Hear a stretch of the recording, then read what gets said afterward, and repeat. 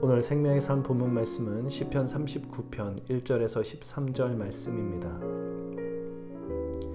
내가 말하기를 나의 행위를 조심하여 내 혀로 범죄하지 아니하리니 악인이 내 앞에 있을 때에 내가 내 입에 재갈을 먹이리라 하였도다. 내가 잠잠하여 선한 말도 하지 아니하니 나의 근심이 더 심하도다.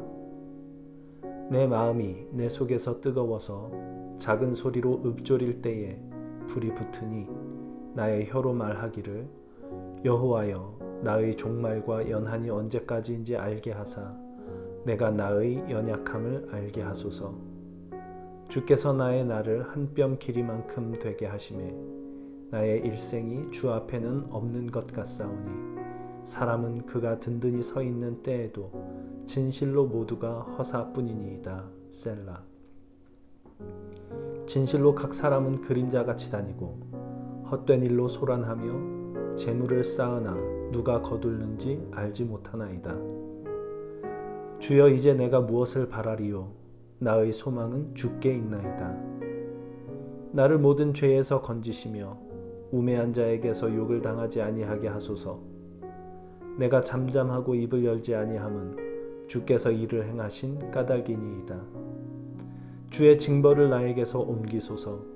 주의 손이 치심으로 내가 쇠망하였나이다. 주께서 죄악을 책망하사 사람을 징계하실 때에 그 영화를 좀먹음같이 소멸하게 하시니 참으로 인생이란 모두 헛될 뿐이니이다. 셀라. 여호와여 나의 기도를 들으시며 나의 부르짖음에 귀를 기울이소서. 내가 눈물 흘릴 때에 잠잠하지 마옵소서. 나는 주와 함께 있는 나그네이며 나의 모든 조상들처럼 떠도나이다. 주는 나를 용서하사 내가 떠나 없어지기 전에 나의 건강을 회복시키소서.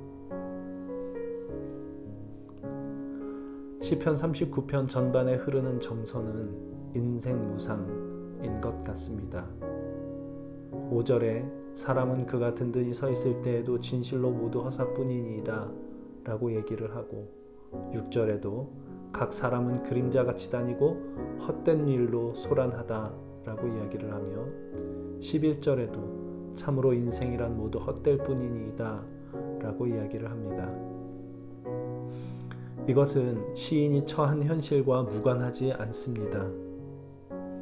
13절에서 주는 나를 용서하사 내가 떠나 없어지기 전에 나의 건강을 회복시키소서 라고 간구하는 데서 보는 것처럼 시인은 아마도 육신의 질병으로 고난 가운데 있었던 것 같습니다.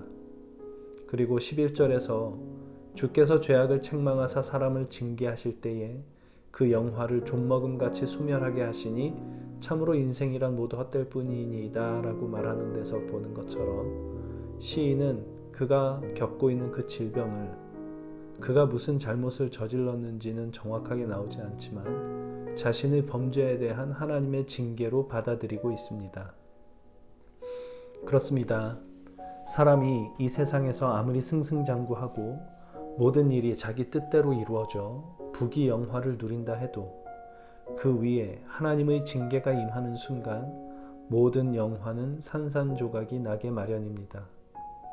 그리고 자신이 그렇게 공들여 쌓은 인생의 탑이 한순간에 무너져 내릴 때 인생이란 얼마나 허무한 것인가 하는 것을 절감하게 됩니다.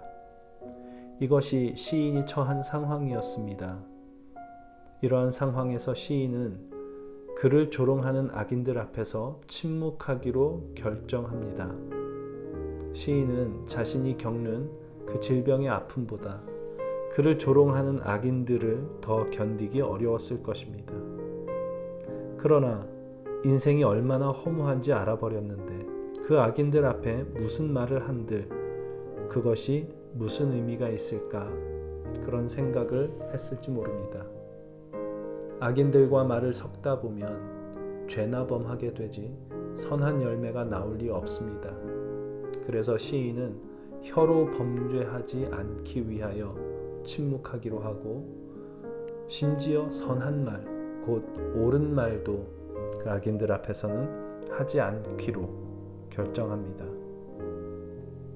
그런데 그렇게 침묵하기로 하자 그의 속이 뜨거워지고 불이 붙는 것만 같습니다. 그의 마음이 견딜 수 없는 분노로 가득 차게 되는 것입니다. 이제 더 이상 말하지 않고는 견딜 수 없게 되었습니다. 그때 그가 선택한 것은 나의 연약함을 알게 하소서라는 기도였습니다. 이것은 몰랐던 것을 알게 해달라는 기도는 아닌 것 같습니다. 그는 이미 알고 있습니다. 사람의 인생이 얼마나 짧고 보잘것없는지, 이 땅에서 승승장구하며 부귀영화를 누릴지라도 하나님 앞에서는 그것이 얼마나 허망한 것이 될 수 있는지, 죽음 앞에서 인간이란 얼마나 연약한 존재인지 시인은 이미 알고 있습니다. 그 알고 있는 것을 알게 하소서라고 구하고 있는 것입니다. 그리스도인 치고 나는 죄인입니다 라고 고백하지 않는 사람은 없습니다. 우리는 모두 연약한 죄인임을 알고 고백합니다. 그리스도 예수로 우리에게 허락하신 하나님의 은혜가 아니고는 바른 인간이 될 수 없음을 알고 있습니다. 그것이 우리로 하여금 겸손케 합니다. 누구를 정죄하고 비난할 자격이 없음을 알게 하며 나보다 남을 낮게 여기게 합니다. 그러나 실제 우리가 만나는 현실은 우리가 알고 있는 것을 따라가지 못할 때가 너무나 많습니다. 우리는 여전히 교만하고 누군가를 탓하고 정죄와 비난의 말을 끄집어내지 않고는 견딜 수 없는 상황을 맞닥뜨립니다. 그때 우리는 그럴 수밖에 없었다라는 그럴듯한 이유로 변명하기로 할 수도 있고, 오늘 시인의 기도처럼 기도할 수도 있습니다. 나의 연약함을 알게 하소서. 모르는 것을 알려달라는 말이 아닙니다. 우리는 모르던 것을 알게 되었다고 해서 아는 대로 살 수 있는 존재가 아닙니다. 이 기도는 오히려 내가 알고 있는 것을 뼈저리게 나의 존재에 각인시켜 달라는 간구라 할 수 있을 것 같습니다. 누군가를 탓하고 정죄하고 비난하지 않고는 견딜 수 없는 상황에 맞닥뜨릴 때 하나님 앞에서 내가 누구인지를 기억하게 해달라는 간구입니다. 이 간구가 7절의 고백으로 우리를 인도합니다. 주여, 이제 내가 무엇을 바라리요? 나의 소망은 주께 있나이다. 인생의 허무함과 나의 연약함을 아는 것, 그 사실이 내 존재에 뼛속 깊이 각인되는 것, 그래서 어떤 상황에서도 그 사실을 기억할 수 있게 되는 것, 그것이 은혜입니다. 그럴 때 우리는 겸손하게 우리 주님을, 우리 하나님을 찾을 수 있게 되기 때문입니다. 육체의 가시를 떠나가게 해주시기를 기도하던 사도 바울은 주님의 음성을 듣습니다. 나에게 이르시기를 내 은혜가 네게 족하도다. 이는 내 능력이 약한 데서 온전하여짐이라 라는 주님의 음성입니다. 그리고 그 말씀에 사도 바울은 이렇게 반응합니다. 그러므로 도리어 크게 기뻐함으로 나의 여러 약한 것들에 대하여 자랑하리니 이는 그리스도의 능력이 내게 머물게 하려 함이라. 맞습니다. 우리가 약해야만 주님의 능력이 우리 안에 임하십니다. 그래서 오늘 시인은 나의 연약함을 알게 하소서라고 간구합니다. 이것이 오늘 우리의 간구이기도 하면 좋겠습니다. 나의 연약함을 알게 하소서. 우리가 이렇게 간구할 때 우리 주님의 능력이 우리에게 임하게 될 것입니다. 주님, 나의 연약함을 알게 하소서. 연약함 속에서 이제 내가 무엇을 바라리요? 나의 소망은 주께 있나이다 라는 고백을 하게 하여 주옵소서.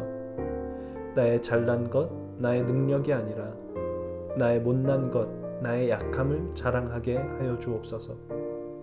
그 가운데 임하시는 우리 주님 그리스도의 능력을 맛보게 하여 주옵소서. 예수님의 이름으로 기도합니다. 아멘.